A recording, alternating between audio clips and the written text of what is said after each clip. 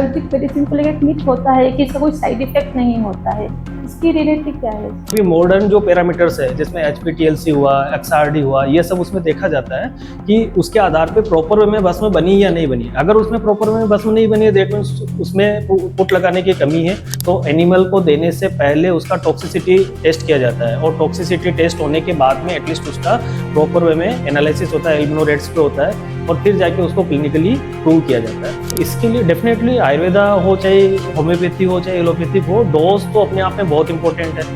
Dose और आयुर्वेदा में एक कंसेप्ट और जुड़ता है, अनुपात। आयुर्वेदा में एक कंसेप्ट है जो शायद ना अपने को एलोपैथिक में मिलता है ना होम्योपैथी में, किसी और थेरेपीज में नहीं मिलता। वो है अनुपान या सहपान का कंसेप्ट है कि जब भी कोई मेडिसिन का सेवन किया जाता है तो इसमें अनुपान या सहपान दिया जाता है।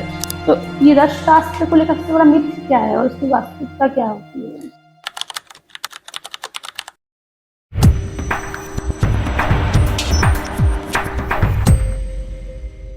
नमस्कार दोस्तों, स्वागत है आपका हमारे पॉडकास्ट में। मैं हूं Babita from the house of SD hub and team SD tune. आज के इस खास पॉडकास्ट में हम बात करेंगे आयुर्वेदिक औषधि निर्माण, रस शास्त्र, भस्म और रस औषधि से जुड़े हुए मिथ और रियलिटी के बारे में। और आज हमारे साथ हैं doctor Madan Sahu sir, associative professor, department of रस शास्त्र, मंदसौर यूनिवर्सिटी। वे उदयपुर, अजमेर, भीलवाड़ा और जयपुर में 4 आयुर्वेदिक क्लिनिक को भी संचालित कर रहे हैं। आज हम सर से जानेंगे किसी भी औषधि के निर्माण में मारण, शोधन और क्वालिटी कंट्रोल का क्या महत्व है और क्या नेचुरल है तो हमेशा सेफ है, इसका कितना सत्य है। चलिए बात करते हैं। स्वागत है आपका हमारे पॉडकास्ट में। नमस्ते सर, सबसे पहले मैं आपसे जानना चाहूंगी, किसी भी आयुर्वेदिक औषधि के निर्माण के लिए हमें किन बेसिक प्रिंसिपल्स को ध्यान में रखना चाहिए? देखिए, आयुर्वेदिक मेडिसिन निर्माण का अगर बात की जाए तो इसको अपन 2 तरीके से समझ सकते हैं कि एक तो ट्रेडिशनली या वैदिक काल में जिस तरीके से जो चलता था, या वैदिक काल से भी अपन यूँ और समझे कि आज के 30 ईयर बैक थोड़ा सा अलग था और अभी के ट्रेडिशन में थोड़ा डिफरेंट हो गया।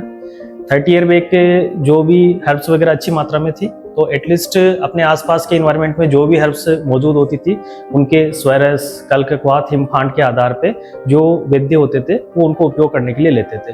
बट अभी का जो है ट्रेडिशन बदल चुका है, मॉडर्न अभी जो मेडिसिन वगैरह उसका रोल काफ़ी बढ़ गया है। तो अभी धीरे धीरे उसमें GMP के रूल्स के आधार पर उसका पूरा निर्माण प्रक्रिया होती है, जिसमें उसका रॉ मटेरियल होता है, उसका सिलेक्शन होता है, एटलीस्ट जहाँ जो रॉ मटेरियल आता है वहाँ से उसकी टेस्टिंग होती है और प्रॉपर वे में अगर वो औषध है तो या उसमें एल्कलॉइड्स वगैरह प्रॉपर है तभी जाके उसको आगे उसको लिया जाता है। फिर उसके बाद में उसका प्रोसेस किया जाता है, देन जो फाइनल प्रोडक्ट बनता है उसका टेस्टिंग किया जाता है कि वो प्रॉपर वे में बनी है कि नहीं बनी है।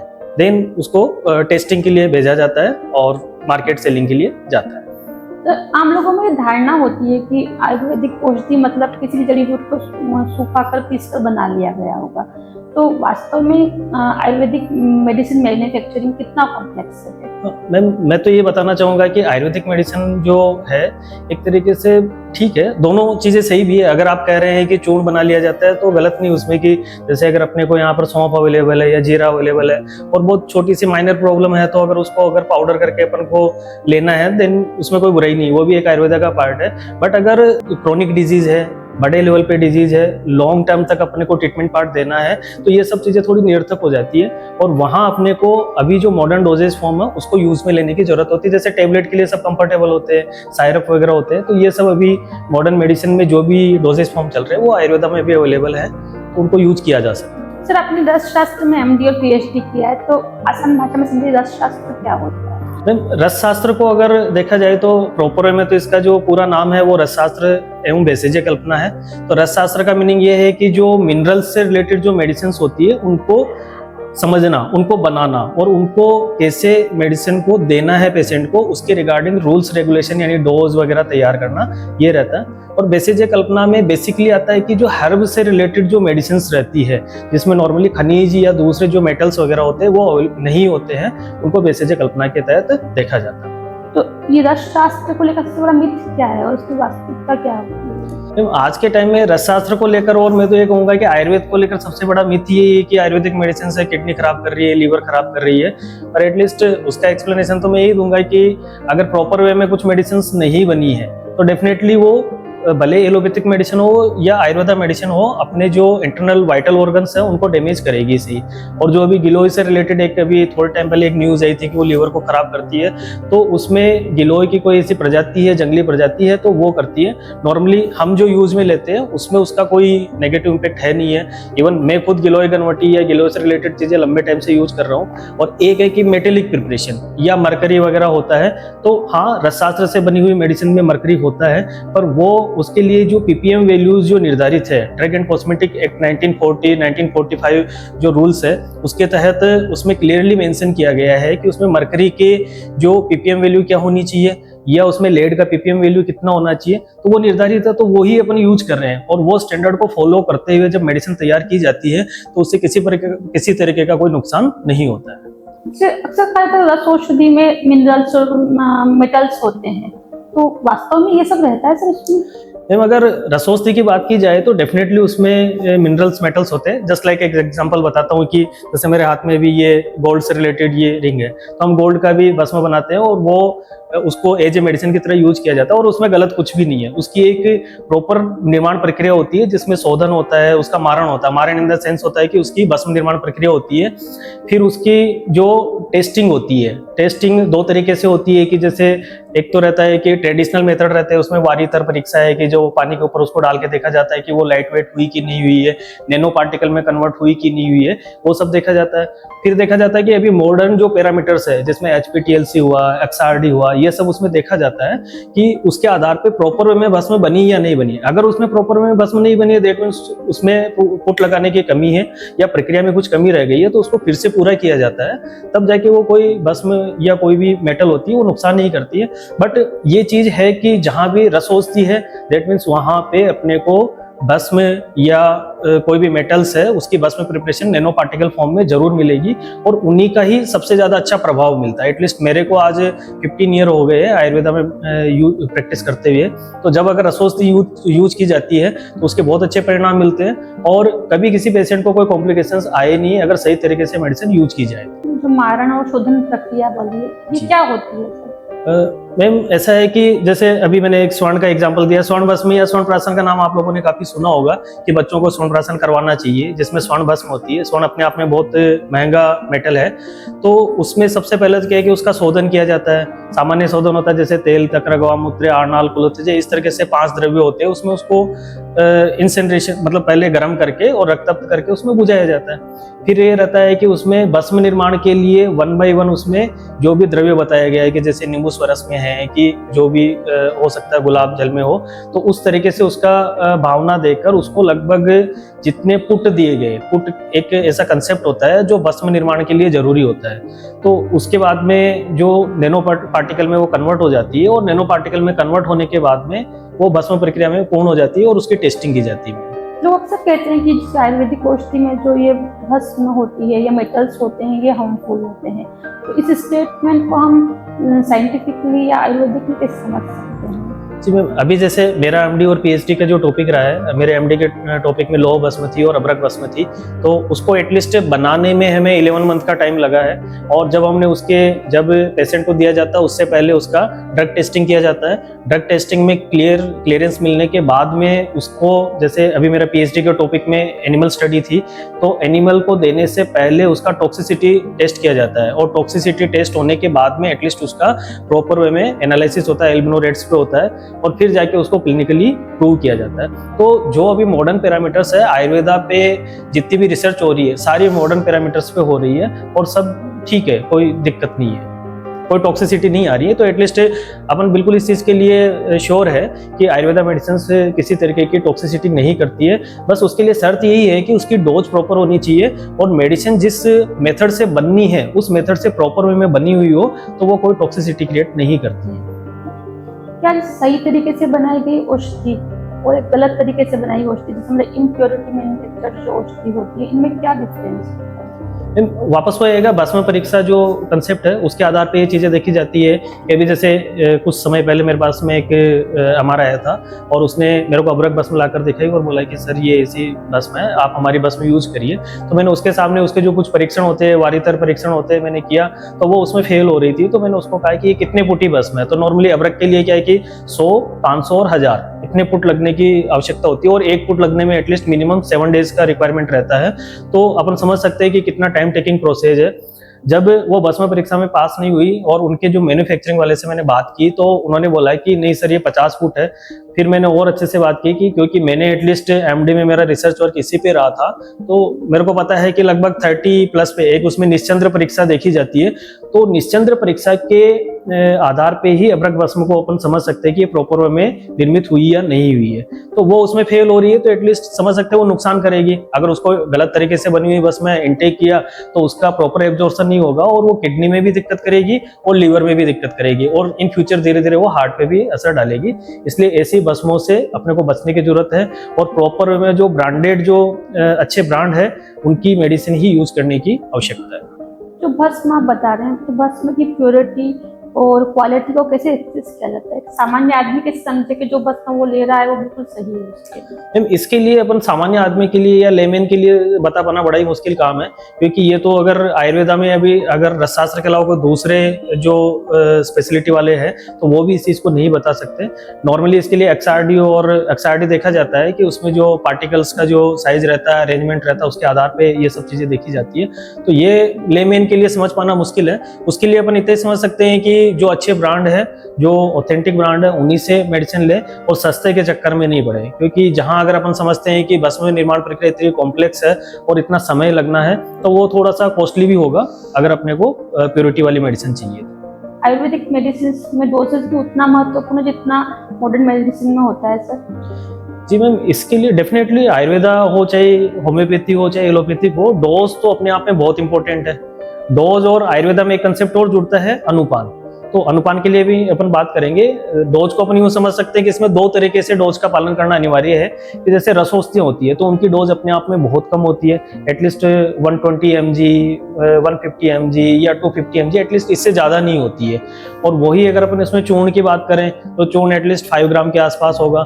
तो इसको यूं समझें कि जब अगर भस्म है, रसौषधि है और उसका 120 mg है और उसको अपने 500 mg या 1 ग्राम या 2 ग्राम दे दिया तो डेफिनेटली वो नुकसान करेगी।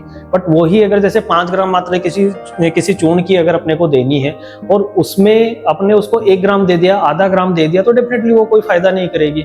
जैसे ऐसा रहता है कि कहीं अगर कोई फायर वगैरह है और उसको अपन को बुझाना है तो एक रिक्वायर्ड क्वांटिटी में पानी डालेंगे तभी जाके वो फायर बुझेगी। वैसा ही है कि जब तक अगर प्रॉपर वे में जो डिजीज को खत्म करने के लिए मेडिसिन का जो रिक्वायर्ड है वो नहीं अपन दे पा रहे हैं डोज, तो भी वो फायदेमंद नहीं है। और ओवर डोजिंग है तो वो अन्य दोषों को भी उत्पन्न करता है, दूसरे कॉम्प्लेक्सिटी और उत्पन्न कर देगा।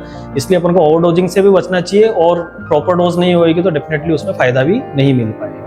एक लाइन है सर कि अगर नेचुरल है तो सबसे ज्यादा सेफ है, ये कितना सही है सर? मैम इस चीज के लिए तो मैं टोटली खिलाफ हूँ कि नेचुरल है तो सब कुछ सेफ है। आप तो एक चीज को ये समझिए कि अगर अपन ने खाना भी खाया, अगर डाइट कर ली है तो वो अपने को दिक्कत करेगा, डाइजेशन प्रॉपर नहीं होएगा। तो जब अगर खाना अपने को डाइजेस्ट नहीं हो सकता है तो मेडिसिन को अगर अपन बोले कि नेचुरल है तो वो बिल्कुल सेफ है, तो वो मतलब सेल्फ मेडिकेशन या नेचुरल के नाम पे कोई 100% बोलता है तो रॉन्ग है, टोटली रॉन्ग।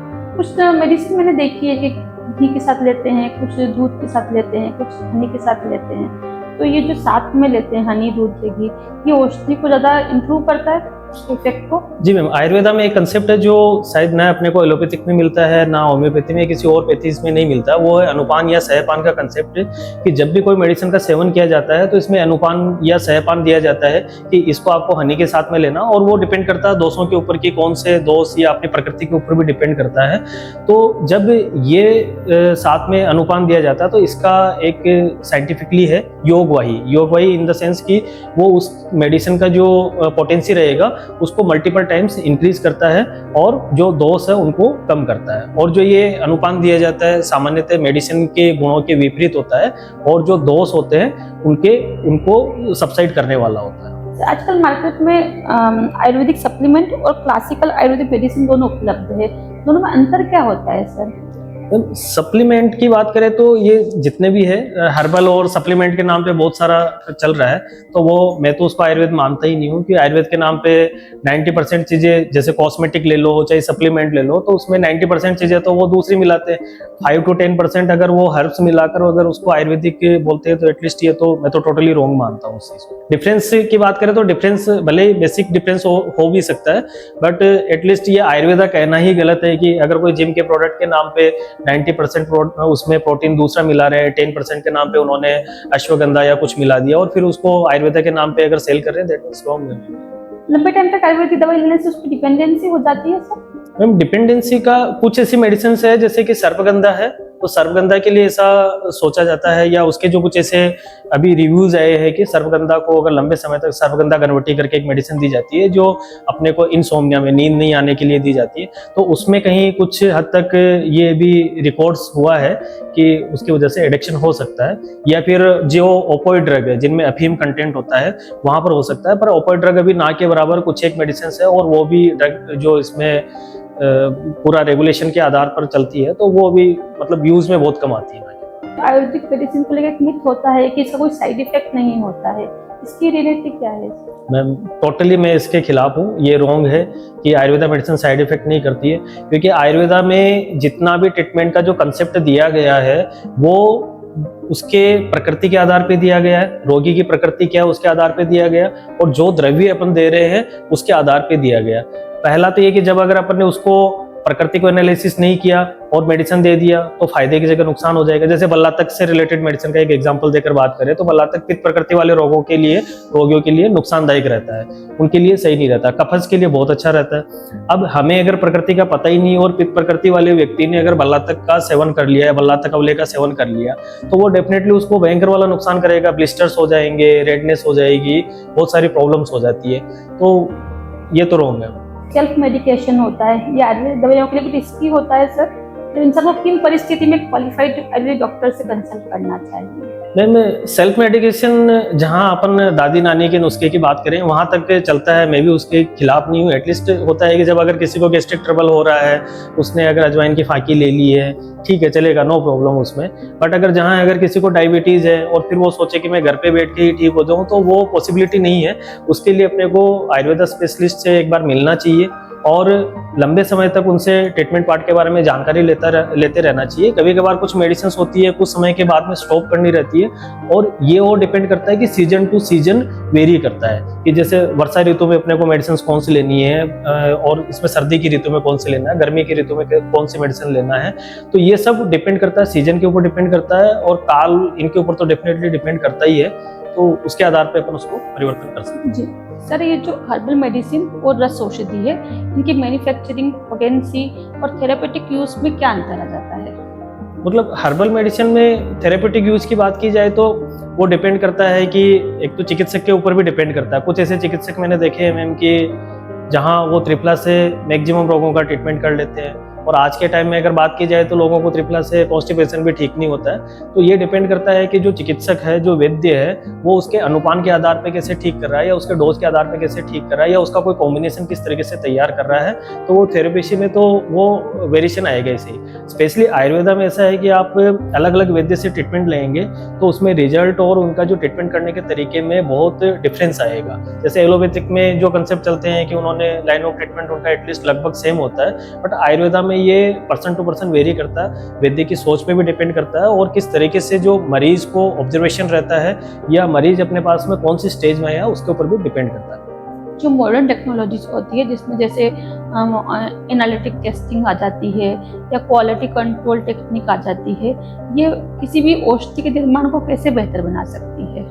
अभी के टाइम में जितना भी मेडिसिन मैन्युफैक्चरिंग हो रहा है उसके लिए ड्रग एंड कॉस्मेटिक एक्ट 1940 और रूल्स 1945 के तहत जो शेड्यूल है उसमें अपने को जीएमपी है, गुड मैन्युफैक्चरिंग प्रैक्टिसेज है, उसका लाइसेंस लेना रहता है। और लाइसेंस लेने के बाद में अपन जो मेडिसिन रहती है उनको बनाने के बाद में उनका 6 महीने तक स्टेबिलिटी की टेस्ट करना रहता है और उसमें मल्टीपल जो टेस्टिंग होती है वो क्लियरेंस होने के बाद में ही मार्केट में सेल कर सकते हैं। पहले की तरह रूल रेगुलेशन नहीं है कि अपन ने उठाया और कोई मेडिसिन लिया, फाइन पाउडर करके मार्केट में दे दिया, दैट मीन्स वो नहीं चलेगा। हाँ, कोई भी वैद्य अपने सेल्फ जो उसके पेशेंट है उसके लिए वो मेडिसिन बनाकर देने के लिए उसकी फ्रीडम है, बट अगर मार्केट में सेल करना है तो ड्रग एंड कॉस्मेटिक एक्ट के रूल्स को अपने को फॉलो करना ही रहेगा। क्या क्लासिकल आयुर्वेदिक टेक्स्ट में वर्णित औषधि निर्माण प्रक्रियाओं में जीएमसी और मॉडर्न क्वालिटी स्टैंडर्ड का इंटीग्रेट किया जा सकता है? हमें अभी पूरा जितना आयुर्वेद में अगर बात की जाए तो ट्रीटमेंट पार्ट को ले लीजिए या मैन्युफैक्चरिंग को ले लीजिए, एवरीथिंग कनेक्टेड है। आज जितनी भी एलोपैथिक मेडिसिन की जो निर्माण इकाइयां थी, मैन्युफैक्चरिंग यूनिट्स थी, सबके सब आयुर्वेदा मेडिसिन बना रही है। और जितने भी रूल्स रेगुलेशंस जो अभी एलोपैथिक में फॉलो होते थे, हाइजीनिक से रिलेटेड ले लो या उनके इंफ्रास्ट्रक्चर से रिलेटेड ले लो, या फिर चॉइस ऑफ ड्रग सिलेक्शन से ले लो, उसमें रॉ मटेरियल से रिलेटेड ले लें, या फिर प्रोसेसिंग ले लें, या उसके स्टैंडर्डाइजेशन ले लें, तो सारा का सारा वो अभी मॉडर्न के अकॉर्डिंग फॉलो किया जाता है। तो एटलीस्ट हमारे लिए ऐसा है कि अभी आयुर्वेदा और एलोपैथिक में जो मेडिसिन के निर्माण से संबंधित जो डिफरेंस था वो लगभग खत्म है। आज सोशल मीडिया पर आयुर्वेदिक मेडिसिन को लेकर बहुत क्लेम किए जाते हैं कि 100% सेफ है, कोई साइड इफेक्ट नहीं है या हर बीमारी का इलाज है। तो एक कस्टमर जेन्युइन इंफॉर्मेशन और मार्केटिंग क्लेम में फर्क कैसे समझे? मैम, इसके लिए तो मैं ये बताऊंगा कि जो मैजिक रेमेडीज एक्ट है उसके तहत किसी भी तरीके के चमत्कारिक परिणाम को अगर कोई क्लेम करता है तो ये खिलाफ और इसके अगेंस्ट में गवर्नमेंट एक्शन भी ले सकती है। और यूपी में भी लास्ट ईयर अगर अपन पेपर्स निकाल के देखेंगे तो अच्छे ब्रांडेड कंपनियां थी, उन्होंने पेपर में जब चमत्कारिक परिणाम से रिलेटेड कुछ ऐसे किए थे तो उनको बैन किया गया और बाकायदा उनको पेपर में उसके लिए देना पड़ा। आयुर्वेदिक मेडिसिन मैन्युफैक्चरिंग ही थी उनकी और बहुत अच्छे ब्रांड है, आप नाम नहीं ले सकते, बट तो मतलब ये क्लेम करना ही गलत है कि आयुर्वेदिक मेडिसिन इसमें 100% चमत्कारिक है, ठीक हो जाएगा, मैं डायबिटीज को एकदम ठीक कर दूंगा। हाँ, पर कुछ चीज़ों में आयुर्वेद के लिए ये थोड़ा सा थोपा हुआ रूल भी लगता है कि जो एलोपैथिक के आधार पे ये रूल बनाया गया है। आयुर्वेदा में कुछ डिजीज ऐसी है जो एलोपैथिक में ट्रीटेबल नहीं है बट आयुर्वेदा में ट्रीटेबल है, उनके लिए हो सकता है कि नई गाइडलाइन आ जाए जो मैजिक रेमेडीज एक्ट को थोड़ा सा कुछ सुधार करने की आवश्यकता भी रहेगी उसमें। अगर आपको आयुर्वेदिक औषधि से लेकर कोई 5 मिथ को क्लियर करना हो तो वो कौन से होंगे? मैम, जो अभी आपने डिस्कस किया नॉर्मली तो वही है कि 100% ये चमत्कारिक काम करती है, तो दैट मीन्स रॉन्ग है। ये डिपेंड करता है कि आपके डिजीज़ कौन सी स्टेज में है, कब आपने ट्रीटमेंट लिया या किससे ट्रीटमेंट लिया है, जो मेडिसिन आप ले रहे हैं उसकी पोटेंसी कितनी है, तो इन सब चीज़ों पे फर्क पड़ता है। और कोई कहता है कि हाँ आयुर्वेदिक मेडिसिन है, कोई नुकसान तो करेगी नहीं, कोई साइड इफेक्ट तो होगा नहीं, दैट मीन्स मैं नहीं मानता हूँ कि अगर जब अधिक खाना खाया हुआ भी नुकसान कर जाता है तो डेफिनेटली आयुर्वेदिक मेडिसिन तो एक जिसमें पोटेंसी होती है और तो वो तो नुकसान करेगी ही, तो ओवरडोजिंग वगैरह नहीं होनी चाहिए। और जो सेल्फ मेडिकेशन वाला जो है कि हर कोई अपने आप में वैद्य बनता फिरता है, कभी अपने यहाँ आपने सोशलिज्म के नाम पे देखा होगा कि घर पे कोई आ रहा है तो कोई सलाह दे देगा कि ये ले लो वो ले लो, दैट मीन्स वो रॉन्ग है। अगर आपको आज के टाइम में चिकित्सा लेनी है तो प्रॉपर आयुर्वेदिक चिकित्सा ले तो ज़्यादा बढ़िया है। और एक और मिथ इसमें ये है कि जो आयुर्वेदिक मेडिसिन से लीवर खराब करती है, किडनी खराब करती है, दैट मीन्स रॉन्ग है। अगर प्रॉपर वे में मेडिसिन नहीं बनी हुई है तो वो आयुर्वेदा, होम्योपैथी, एलोपैथी कोई सा भी पैथी हो, अगर मेडिसिन प्रॉपर वे में नहीं बना तो डेफिनेटली वो नुकसान करेगा। तो ये मिथ ही है। और सोशल मीडिया के तहत जो अपन व्हाट्सएप ज्ञान जो लेते हैं और उसके आधार पे अपन ट्रीटमेंट पार्ट स्टार्ट करते हैं तो वो तो डेफिनेटली अपने आप में बहुत बड़ा नुकसान है, उसको फ्रिक्वेंटली अपने को देखकर अवॉइड करना चाहिए। जो आयुर्वेदा की औषधि है उसको सही तरीके से बनाया जाए, सही व्यक्ति के लिए सही डोज बनाया जाए और प्रॉपर क्वालिटी कंट्रोल पर ध्यान दिया जाए, तो क्या ताकत हो सकती है आयुर्वेदिक औषधि? मैम, ऐसा है कि आयुर्वेदिक मेडिसिन का जो आज के 20 ईयर बैक और अभी का देखें तो एटलीस्ट उसके निर्माण से रिलेटेड ले लीजिए, रूल्स रेगुलेशन को फॉलो से रिलेटेड ले लीजिए, या जो रॉ मटेरियल कलेक्शन से रिलेटेड, प्रोसेस फॉलो से रिलेटेड, तो हर चीज़ों में बहुत स्ट्रिक्ट रूल्स हुए हैं। और जिस लेवल पे मेडिसिन का जो निर्माण हो रहा है और उसके जो ड्रग टेस्टिंग हो रहे हैं उसके आधार पे ऑथेंटिक अपने को रिव्यूज़ रहे हैं, उसमें उनकी क्लिनिकल स्टडीज़ भी आ रही हैं, अभी उनकी एनिमल स्टडीज़ आ रही है, उनके ड्रग टेस्टिंग एनालिटिकल रिव्यू उसके जो डेटाज आ रहे हैं, और उसके टॉक्सिसिटी टेस्ट हो रहे हैं। तो आज अपन कह सकते हैं कि मॉडर्न में ये सब चीज़ों की ज़रूरत है। आज अपन आज से 100 साल पहले की बात नहीं कर सकते कि सब कुछ सेफ है। वैसे जितना आचार्यों ने 5000 सालों से अगर आयुर्वेद को बनाया है तो वो टोटली सेफ है, बट फिर भी आज के समय के अनुसार हमें ड्रग्स को टेस्टिंग करते रहना चाहिए। आज के जो पैरामीटर्स है उसके आधार पर उनको खरा उतरना बहुत ज़रूरी है, ताकि अपन भारत में ही नहीं, भारत के बाहर विदेशों में भी उस चीज़ को रख सकें, एविडेंस बेस के आधार पर रख सकें। तो आयुर्वेद के लिए और अपने भारत के निर्माण के लिए बहुत अच्छा रहेगा। सर लास्ट में अगर आप अपने व्यूअर्स को आयुर्वेदिक औषधि को लेकर कुछ बताना चाहें या कोई मैसेज देना चाहें तो वो क्या होगा? मैं तो सभी ऑडियंस को एक ही चीज़ बताऊंगा कि आयुर्वेदिक मेडिसिन का जो ट्रीटमेंट पार्ट का जो रहता है उसके लिए अपन सबसे लास्ट स्टेज पे नहीं जाएं, एक बार स्टार्टिंग में जाएं। ऐसा है कि इवन मैं भी एलोपैथिक में जो पेशेंट अभी जाकर मेरे पास में आते हैं और मेरे पास तीसरी या चौथी स्टेज पे आते हैं, फिर उनको लगता है कि मैं उनको तुरंत ठीक कर दूं, तो वो पॉसिबल नहीं। जैसे अभी आप मिथ के लिए भी आपने बोला, तो कुछ लोगों का दिमाग में मिथ ये भी होता है कि आयुर्वेदिक मेडिसिन बहुत धीमे काम करती है। एटलीस्ट वो धीमे काम नहीं करती। अपन जब डिजीज हुई तब तो अपन एलोपैथिक या दूसरी पैथी लेना चाहते हैं, और जब ऐसा लगता है कि वहां से सब कुछ निराश हो गए, कुछ नहीं हो सकता, फिर जाके आयुर्वेदा में पास आते हैं और चाहते हैं कि तुरंत चमत्कार हो जाए। तो ऐसा नहीं हो सकता। आयुर्वेद चमत्कार करता है, लेकिन ऐसे नहीं करता कि आप आए और तुरंत चमत्कार हो जाएगा। अगर अपन सही स्टेज पे सही आयुर्वेद चिकित्सक से मिले और प्रॉपर ट्रीटमेंट ले, प्रॉपर डोज फॉलो करें, तो डेफिनेटली अपने डिजीज से अपने को मुक्ति मिलेगी। और आप जरूर आयुर्वेद अपनाएं, और फर्स्ट लाइन ऑफ ट्रीटमेंट पे आयुर्वेद अपनाएं, सेकंड पे नहीं अपनाएं। सेकंड पे जाके अपन चमत्कार की उम्मीद करते हैं तो वो फिर मजेदार नहीं रहेगा। Thank you so much sir, हमसे कनेक्ट होने के लिए और बात करने के लिए। Thank you. सर को सुनने के बाद मुझे इस बात की पूरी उम्मीद है कि आप किसी भी मिथ में न पढ़कर फैक्ट्स को जानकर अपने लिए आयुर्वेदिक औषधि का चयन करेंगे। अगले पॉडकास्ट में जल्दी मिलेंगे। Thank you so much.